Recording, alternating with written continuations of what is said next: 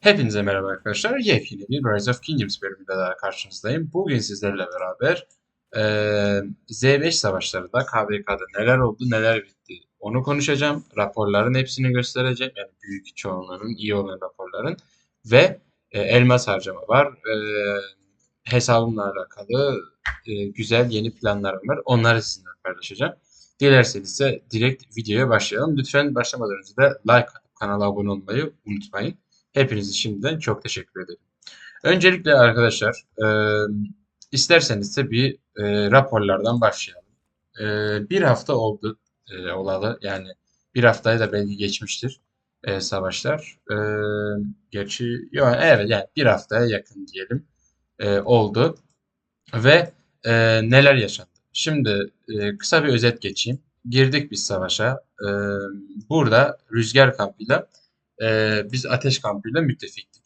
Şimdi savaş başladıktan sonra yani biz aslında iyi başladık. Yani iyi derken rakip bize göre daha zayıf. Şimdi nasıl zayıf? Örneğin biz diyelim ki bir bol yapıyoruz, tamam mı?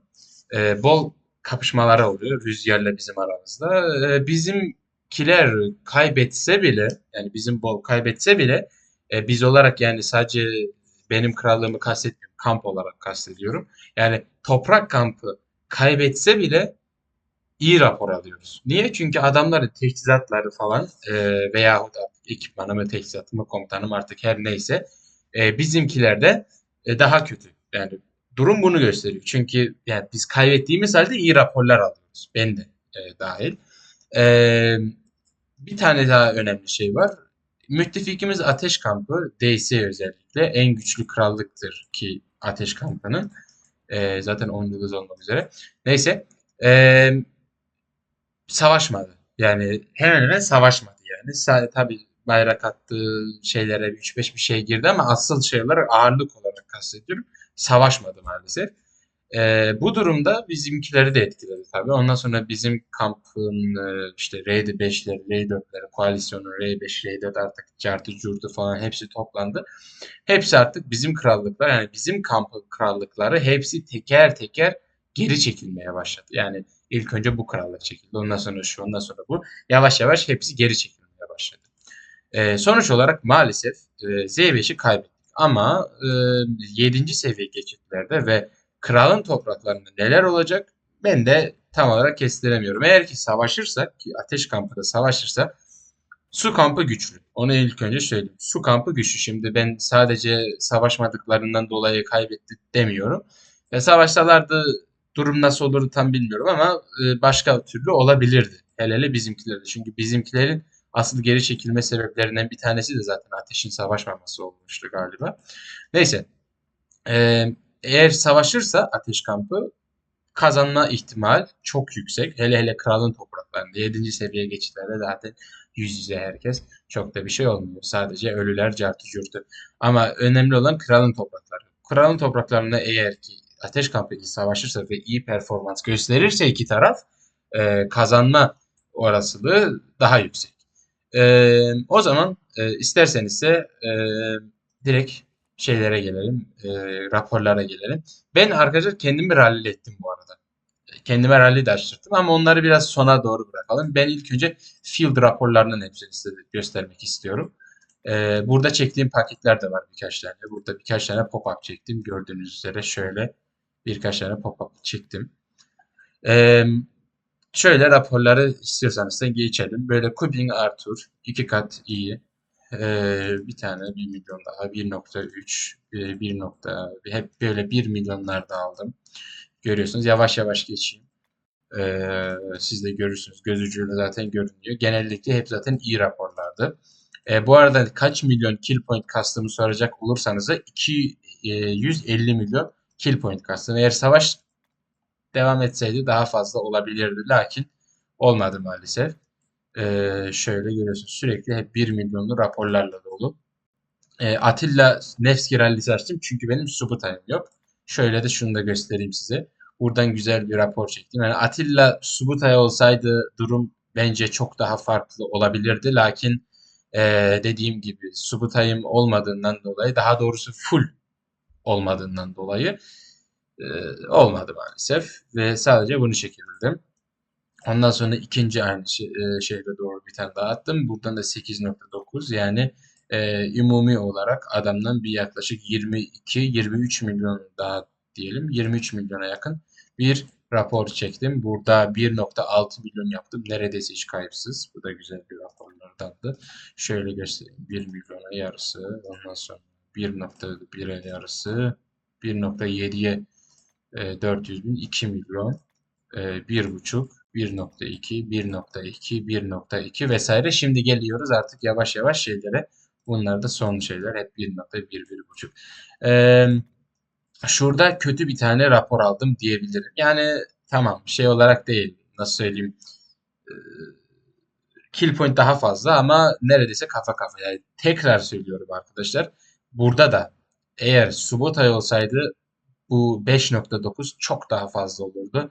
Ve bence 4,5 bu kadar olmaz. Yani 4 falan olurdu. Belki hatta 4 bile olmazdı ama yapacak bir şey yok. Yani Subutay yoksa maalesef Nevski kullanacağız. Başka yerde komutan yok. Artık gelelim istiyorsanız da garnizon tutmalara. Şimdi bu ilk ralliydi arkadaşlar gelen. Şimdi benim şey bu. Az önce gördüğünüz ve o Zenit bu arada gördüğünüz 30 günlük. Yanlış anlamayın. O sadece 30 günlük %20 süvari saldırısı. Şimdi şöyle yaptım arkadaşlar. Ben şehrimi dışarıya ışınladım ve garnizona kötü komutanlar koydum. Örneğin diyelim ki burada şimdi ben diyelim ki ışınlandım, tamam mı? Ben şu anda kendi birliğimin bayrağında. Ama eğer savaştaki gibi yapsaydım ya birlik değiştirirdim ya da başka bir birliğin bayrağına ışınlanırdım. Anlatabiliyor muyum? Yani ya şu anda birlik değiştirirdim ya da başka bir birliğin bayrağına ışınlanırdım. Ondan sonra ikincisi yani ki saldırılabileyim yani. İkincisi şurada görüyorsunuz. Şu anda da aynı şu var. Bunu ben değiştirmeyi unutmuşum. Normalde hep Eleanor, Heraklius, tamam mı? Garnizon. Ama ben o rally yola çıkıp gelene kadar hep bu komutanları kullandım. William ve Herman Prime. Tamam mı? Yani neden? Çünkü basit görüyorsun. Yani sanki şehrimin hiç garnizonu yokmuş gibi görüyorsun. Üçüncü hamlede, son hamle şuradan şu görünümü seçiyorum. Bu yani sıradan bir tane dandik bir tane destansı görünüm. Yani bu ne anlamına geliyor? Rakibe oldukça zayıf görünmeye çalışıyorum. Ve hatta hiç hareket etmiyorum. Ne keşifçi yolluyorum, ne asker çıkarıyorum. Hiçbir şey yapmıyorum. Yani hiçbir şey, bildiğiniz hiçbir şey yapmıyorum. Yani komple şey kalıyor, e, hareketsiz kalıyor. Ve onun şeyinde de birkaç tane işte rally açıldı. Şöyle raporlarda göstereyim tekrar. Şapur aşırı rallisi geldi. 3 milyon ben aldım. 650 milyon da onlar aldı. Yani güzel döndüm. 150 milyon da ölü var. Ve arkadaşlar hiçbir raporda hemen hemen hiçbir rapor sonuna kadar sürmedi. Çünkü rakipler gördü, tamam mı? Yani ben garnizonumu değiştirdim. Şehir temamı değiştirdim. Rakipler tuzağa çekildiğini anlıyor ama geç oldu. Yine de rally'yi bekleyecekler mecbur. Ve böyle bir ikinci, üçüncü, bazen dördüncü skill'den sonra kendileri zaten iptal ediyor. Buradan ikinci rapor var. 1,8'e 200. Hemen burada da bu çok hızlı bir şekilde iptal etmiştir rally'yi hatırlıyorum. Bu ne rallisiydi böyle? Ha, bu şey anlattığım rally. Bu 4,1, bu biraz daha böyle inatçıydı. Bu rakip hatırlıyorum tam olarak. Böyle biraz daha direnmeye çalıştı ama beşinci veya altıncı skill'den sonra bu da e, şey yaptı. İptal etti. Bu da bir tane daha rapor. 2,2, 1,2. Bu adam iyi ralliler açıyordu. Özellikle Nevski ve Justiniani ile. Ben duruyordum yani direkt kalkan basmıyordum ama bir keresinde Attila Subutay rallisi geldi. Ben orada direkt ışınlandım. Daha doğrusu kalkan bastım. Çünkü Attila Nevski Attila Subutay rallisine kafa atacak kadar da manyak değil. Ondan sonra burada da bir tane var. Adam Qinshi Huang Zuge, Qinshi ile Zuge ile açmış ve rapor ortada. Ve zaten hızlı bir şekilde hemen iptal ettiler diye. Burada bir tane daha var. Hemen hemen kafa kafaya ama biraz üstün çıkmış ama çok da önemli değil yani. Trade yapmışız resmen. Yani neredeyse 50'ye 50 trade. Bu da gayet iyi ve bunun da açtığı son rally ve burada da bayağı hezimete uğramış. Yani 3 milyon kill point daha fazla aldım. Benim hesaplamalarıma göre bir dakika dur beraber hadi gelin yine hesaplayalım da 3 milyon 4.7 diyelim. E, 8.9 diyelim. 8.9 falan.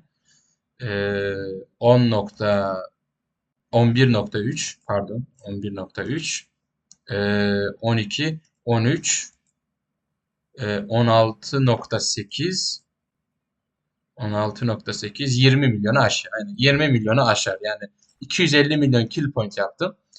Ee, 20 milyon işte garnizondan biraz tuttum. Bayağı zevk de aldım. Yani o oynarken gerçekten çok da zevk aldım diyebilirim.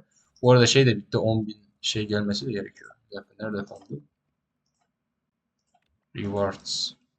Benim aslında 10.000 şey almam lazım da neyse. Tamamdır, sıkıntı değil. Yani dediğim gibi böyleydi arkadaşlar olay. KVK'nın şu ana kadar savaşında şöyle söyleyeyim. KP açısından ben gayet memnunum aslında. Tabii savaş keşke biraz daha uzun sürseydi. Bu daha iyi olurdu. Hele hele kendime daha fazla rally açtırtırdım ama maalesef sağlık olsun. Olsun, bir şey olmaz. Sorun değil ve artık bundan sonra 7. seviye geçitler ve kralın topraklarına kalmış olay. Orada da canlı yayın açacağım ve e, savaş bittikten sonra sizi bilgilendirmek için tekrar bir video çekeceğim. Buraya kadar izlediyseniz ise şu ana kadar gerçekten çok çok teşekkür ederim. Tekrar like atıp kanala abone olmayı unutmayın. Bu arada şunu da halletmek istiyorum sizin hızlı bir şekilde. Videoyu bitirmeden önce şunu da aradan çıkarırsak çok güzel olur.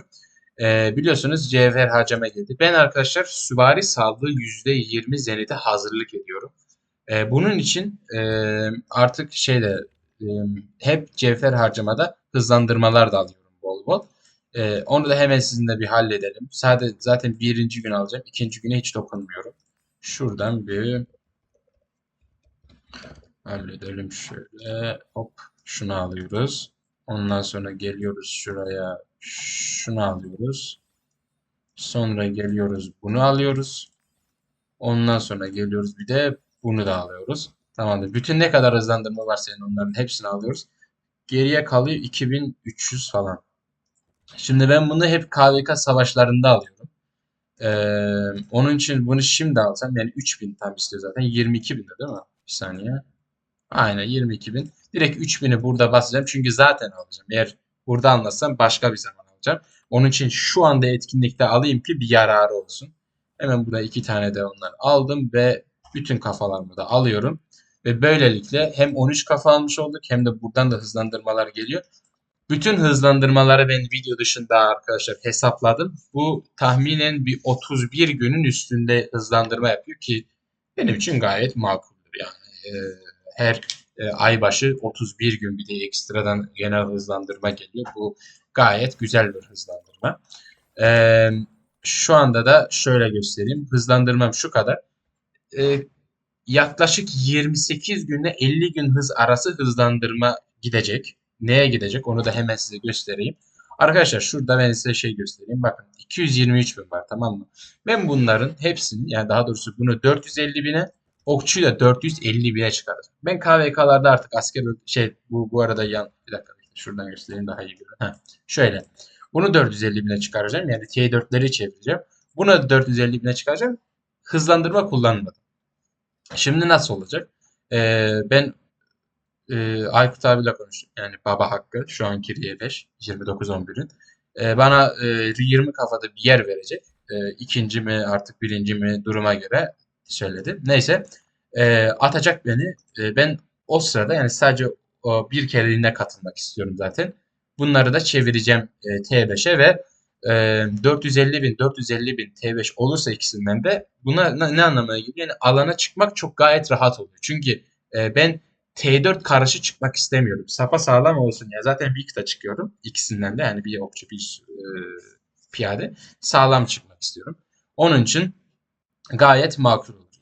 Yani 50 gün falan civarı bir hız gidebilir. 50 günle 30 gün arası. Ama sıkıntı değil. Her türlü kasım. Zaten Ocak ayına kadar zamanım var. Yani 2027 Ocak'a kadar zamanım var.